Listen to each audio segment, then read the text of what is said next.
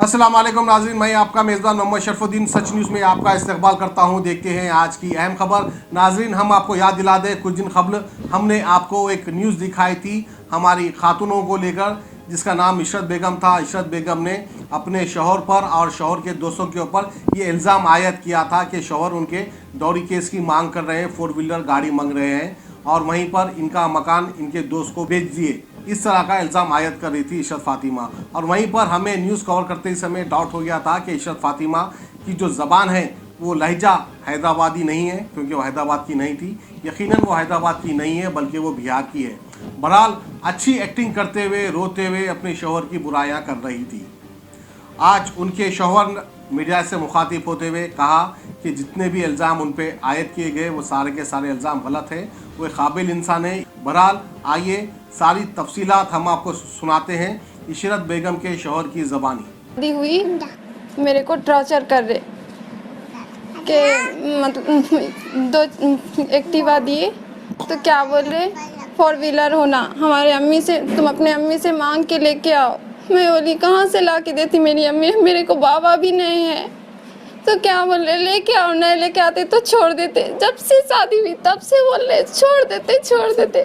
तो मेरा नाम फजले रहमान रहमानी है और यहीं नूरी नगर में, बंडलागुड़ा नूरी नगर में मेरा मकान था जो मेरे वालिद साहब ने ख़रीदा था। बाद में मेरी माँ को उन्होंने उसको गिफ्ट कर दिया और वो मकान मेरी माँ के नाम से था।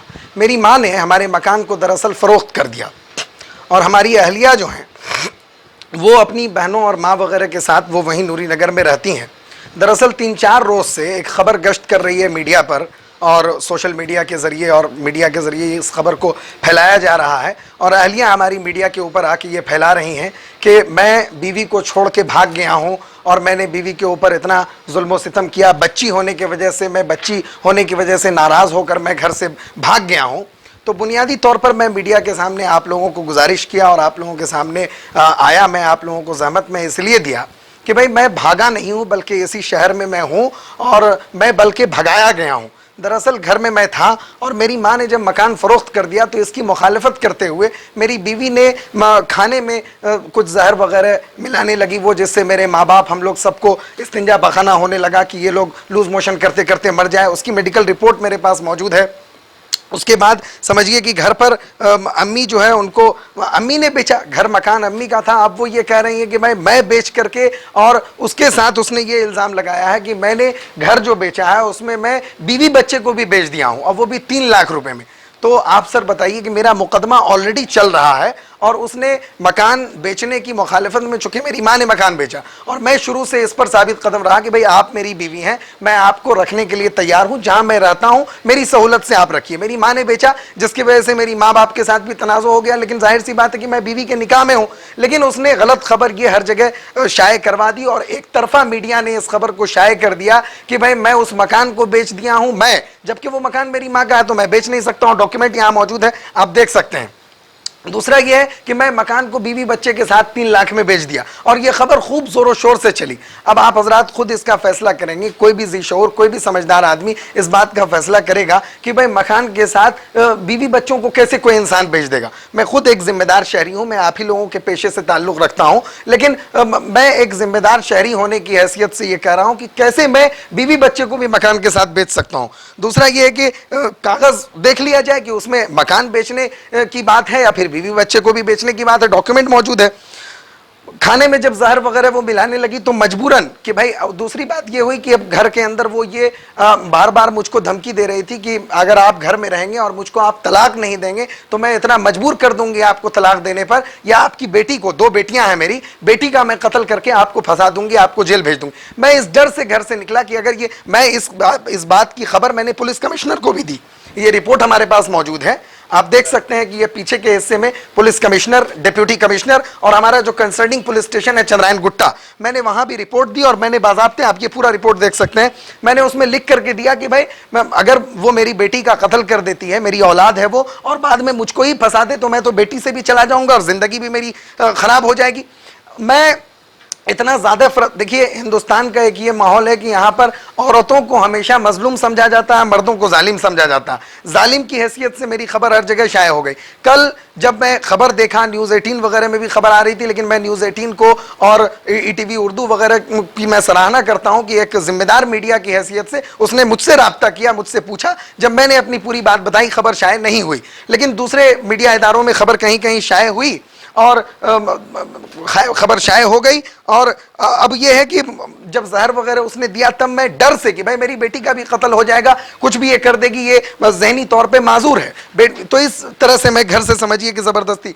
अब यह है कि मीडिया ने जो खबर एक तरफा सिर्फ निकाब के अंदर वो थी और एक गैर मुस्लिम औरत उसके साथ है जो पूरी उम्मत मुस्लिमा को वो बदनाम कर रही है कि मुसलमानों में ऐसे ही बेच दिया जाता है। तो कल भी मैं यानी समझिए कि खुदकुशी वाला मेरा जहन बन रहा था कि मैं इतना फ्रस्ट्रेट हो गया हूं, मैं दुनिया में रह के क्या करूं, पूरी खबर मेरी शाये हो गई, हर जगह बेइज्जत हो रहा हूं, रुस्वा हो रहा हूं जरूर। लेकिन मेरे कुछ दोस्तों ने यह मशवरा दिया कि नहीं भाई, आप जो है यानी कि जिंदगी को इस तरह मत गंवाइए, आप अगर मर जाएंगे तो उसको तो मजा मिल जाएगा, वो घर पे काबिज हो जाएगी और जो गलत मंशा उसका है वो कामयाब हो जाएगा। तो मैं किसी तरह अपने आप को बचाया।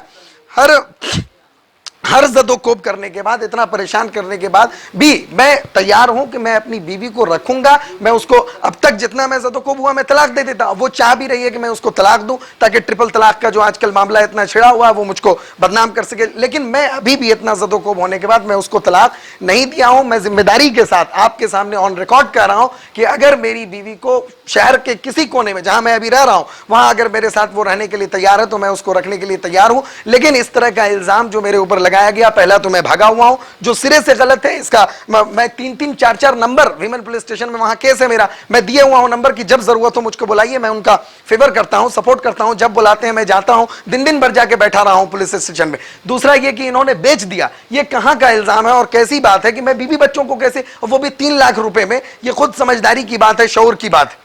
तो ये सब इल्जाम, डॉरी का इल्जाम उसने लगाया कि मतलब जो है मैं उससे पहले डॉरी मांगा बहुत ज्यादा, अब कार मांग रहा हूं। हालांकि आपके सामने यहां देखिए उनके बड़े भाई हैं ये, जिन्होंने मेरी शादी कराई, इन्हीं की वजह से मेरी शादी हुई, मेरे अब्बा के शागिर्द हैं, इन्हीं की खिदमत से लड़की के, मेरी अहलिया के अपने बड़े भाई, सगे बड़े भाई हैं।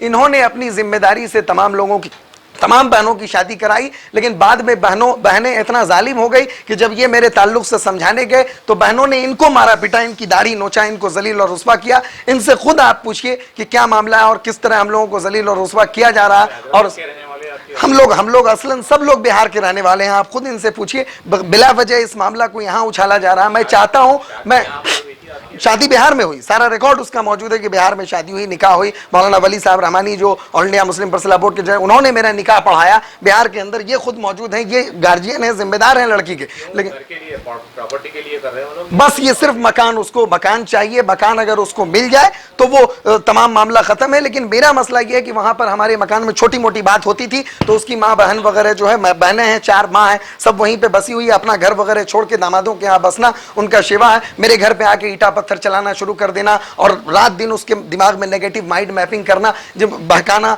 तो जिसकी वजह से मेरे अब्बू ने ये इरादा किया कि भाई जहां पर मेरा पेशा है, जॉब है, वहां कहीं दूर में हम लोग कोई फ्लैट ले लेंगे, ये बेच के करीब में ले लेंगे, जिससे करीब भी होगा मकान और दूसरा ये कि डिस्टेंस भी।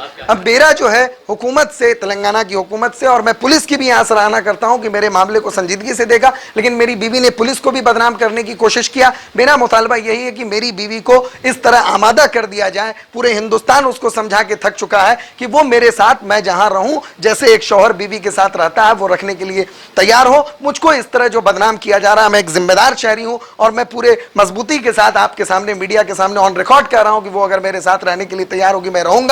वो जो गैर मुस्लिम खवातीन वगैरह के साथ बदनाम कर रही है पूरी उम्मत मुस्लिमा को, मेरे साथ साथ, मैं इसके लिए फिक्रमंद हूं। मैं इसके लिए, अब मैं चाहता हूं कि आप लोग कुछ भी सवाल करें, ये भाई हैं उनके, खुद इन्होंने शादी कराई है, ये जिम्मेदार हैं, ये बताएंगे कि क्या मामला। इत्तेमादी इतनी हो गई है कि अब वो जैसे जहर दे रही है। घर में हम दोनों बाप बेटे का मोबाइल रखा हुआ था, वो चोरी कर लिया उसने, सिर्फ मेंटली टॉर्चर करने के लिए हम लोगों को। और जाहिर सी बात है कि उसको औरत का एडवांटेज हर जगह मिल रहा, जहां वो जा रही औरत होने का। अब मैं कल अगर मान लीजिए खुदकुशी कर लेता तो आप लोग एक खबर ये कर रहे होते आज, और बड़ी तगड़ी खबर चलती कि एक जर्नलिस्ट या एक कोई शहरी हिंदुस्तान का, उसने बीवी के जुल्म से आके खुदकुशी कर ली। लेकिन मेरे जहन में सिर्फ एक बात आई कि अगर मैं खुदकुशी कर लूंगा, मेरे माँ बाप जीते जी मर जाएंगे और इसका कोई यानी कोई नतीजा नहीं निकलेगा और ये लोग और इस तरह के लोग और जो है मजलूम जालिम बनते चले जाएंगे। तो इसलिए मैं समझिए कि बस कुछ दोस्तों के मशवरे से कि आप मीडिया के सामने आके खुद अपनी बात बताइए, सच्चाई बताइए, आपके साथ भी इंसाफ होगा। ऐसा नहीं है कि औरत अगर जुल्म ढा रही है तो।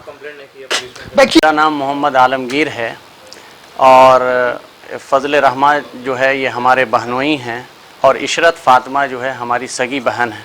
3 साल पहले हमने बिहार में इनकी शादी की और अल्हम्दुलिल्लाह दोनों हंसी खुशी रहते थे और मेरी वजह से इनकी शादी हुई और मैं ही इस घर का ज़िम्मेदार हूँ, वालिद नहीं हमको है, हम ही ने सब भाई बहन की परवरिश की। लेकिन इधर कुछ मसला ऐसा हुआ कि इनके वालिद साहब ने जो है अपना घर को जो है इनके वालदा के नाम से थी उसको फ़रोख्त करके दूसरे महल्ला में वो लेना चाहते थे। जब ये फ़रोख्त की बात आई, जब से ये गड़बड़ी इन्होंने शुरू कर दी कि भाई घर में तोड़ना फोड़ना, इस तरीके से इल्ज़ामात। कल परसों मैंने न्यूज़ में देखा कि इस तरीके से जो है ना इनके घर यानी वालदा ने घर बेची तो इनके बीवी बाल बच्चों को भी इन्होंने बेच लिया, जो सरासर गलत है।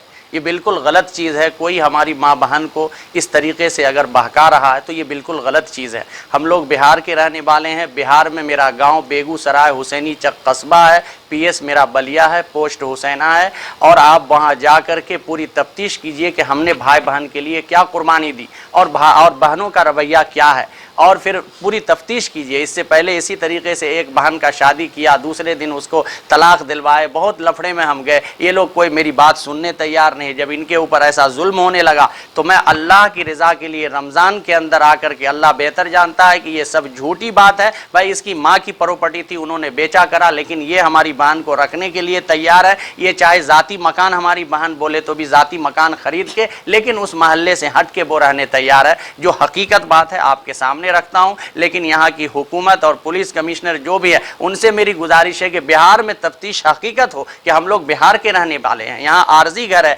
यहां इस तरीके से हमारी माँ बहन घर को छोड़ करके हमारी माएँ और यहां आकर के बेटियों के पास रह करके और इस तरीके से जो कर रही है, कल अल्लाह के पास हमको क्या मुंह दिखाना है। भाई हमारे बाबा को रूह को तकलीफ पहुंच रही होगी इस तरीके से जो हरकत हो रही, ये बिल्कुल गलत चीज़ है। ये कोई हमारे नए रिश्तेदार नहीं है, ये पुराने हमारे रिश्तेदार है। कोई छोड़ के कहीं जाके यानी भागने वाले नहीं है। ये इसलिए हमारी गुजारिश है मीडिया की तरफ से जो रिपोर्ट आई है ये तमाम की तमाम गलत है। जो सही न्यूज़ है उसको लिया जाए और दोनों की तरफ से सुनकर सही इंसाफ दिया जाए, ये हमारी गुजारिश है। अब A1 टाउनशिप शमशाबाद और मोइनाबाद के बाद एक और शानदार प्रोजेक्ट लाए हैं नियर जहांगीर पीर दरगाह कोतूर, जो कि बैंगलोर हाईवे से 6 किलोमीटर जॉनसन एंड जॉनसन और नाटको फार्मा जैसी मल्टीनेशनल कंपनीज के करीब, जहां घर बनाकर रह सकते हैं, जो है बिल्कुल बिल्कुल बिल्कुल आबादी से लगा हुआ। Drainage, electricity, footpath, BT road, government hospital और बस स्टॉप जैसी तमाम सहूलियत दस्तयाब।